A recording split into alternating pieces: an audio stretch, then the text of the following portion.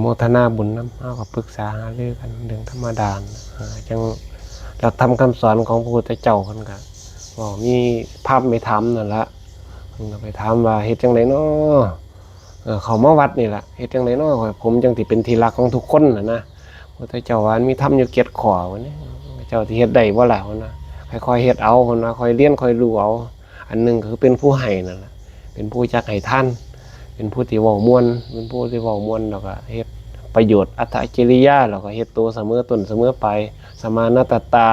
เป็นผู้บ่เป็นผู้มีความอดทนนะบ่มาโกรธง่ายนะมั่วหยอกบ่เสียดสีในยังไงก็อดเอานั่นนะแล้วก็เป็นคนที่บ่อิจฉามักอิจฉาน่ะอโศสาคนว่าอโศสาเป็นมักอิจฉาอีหยังนี่บ่มักนะแล้วก็เป็นคนที่มีศีลมีความสัตย์จริงนั่นน่ะเป็นคนบ่เป็นคนรอแหละนั่นแหละคันเป็นไปได้มันก็ดีเด้อเนาะยายคันรอไปได้เฮ็ดได้เบิดดีหมดเฮ็ดคันเองเพราะเก็ดขวาตัวรักๆนี่ก็การให้นี่มันก็บ่ธรรมดาเด้มันว่าล่ะการให้การปันนี่มันเป็นที่รักของคนอยู่แล้วคือยังบทสวดพระหุงนั่นน่ะยายมือทั้งหลายต่างคนต่างขอพี่น้องมันบ่แม่นแต่นั้นนะทิศทั้ง6นี่ก็บ่แม่นหน่อยนี่เนาะรับผิดชอบด้านหน้านี่ก็เป็นพ่อเป็นแม่แล้วข้างขวานี่ก็เป็นครูบาอาจารย์ข้างซ้ายก็เป็นเพื่อนกันจังซี่นะข้างหลังก็ลูกเมียดึงจ้องกันอยู่เพราะปานนี้เห็นบ่ล่ะ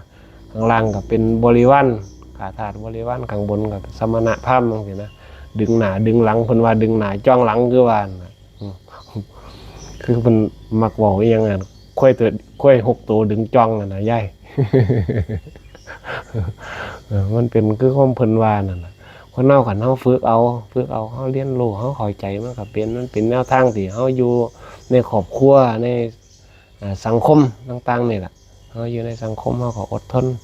อดกลั้นเนาะไทยที่ไทยอาศัยมันเป็นดอกดึงสั้นดึงยาวเป็นเฮาไปได้ดอกผู้ใดก็อยากให้มันดีเมื่อนั่นน่ะบ่แม่นว่าบ่อยากให้ดีแต่ต้องลงมือปฏิบัติคือว่าน่ะคันเฮาลงมือปฏิบัติได้สังคมกันอยู่ร่วมกันนี่มันก็สิบ่ใครเอาเปรียบกันนั่นน่ะคนที่มักเฮาบ่ต้องไปอ้อนวอนหยังยากนะยายคือเพิ่นเปรียบไว้คล้ายๆกับอันไปไถนาหรอกก็สาธุเด้อให้เขาผู้ขางามๆแล้วเบิ่งเขาบ่ทันได้วันนั่นแหมปลูกต้นไม้ต้นไหลคือกันน่ะปลูกอีหยังขึ้นมาแล้วมีแต่อยากให้มันงามๆน่ะแต่เบิ่งปุ๋ยบ่ใส่น้ำบ่รดจังซั่นนะมีแต่ไปอ่อนไปว่อนเอาบ่ได้ดิคุณงามความดีเฮาต้องลงมือเฮ็ดมือสร้างเอานั่นล่ะ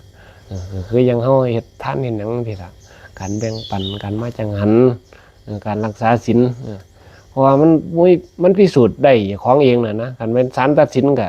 ผู้ใดเว้ามันก็ทั้งที่รับที่แกล้งเฮาก็อ้าปากได้เต็มเนี่ยความแก้วกล้ามันก็เต็มที่แล้วเนาะเฮาบริสุทธิ์เต็มแล้วนะผู้ใดสิว่าเฮาผิดก็ถือของเพิ่นอยู่แต่ว่ามันบ่ถือของเฮาน่ะนะมันแม่นที่ความเพิ่นเว้าซื่อแต่ว่ามันบ่ถือทั้งหมดนั่นน่ะเอาก็โมทนาบุญนำขอคิดให้มื้อละเล็กมื้อละน้อยอย่างน้อยมื้อนี้ก็ได้เก็บอย่างพุ่นน่ะยายได้ทานได้หยังแน่ได้ทานได้ความเว้าปิยวาจาแล้วก็อัตถกิริยาเฮ็ดตัวเป็นประโยชน์แล้วก็สมานัตตาเสมอต้นเสมอไปเป็นคนที่มีความอดทนคนกันบ่เป็นคนขี้อิจฉาคนน่ะนะเป็นได้ยากช่างมันก็ค่อยเป็นมีความสัตย์จริงก็เจ้าของบ่เป็นคนรอแหละนั่นแหละพระเจ้าเอาน้ำมากกว่าน้ำตาพร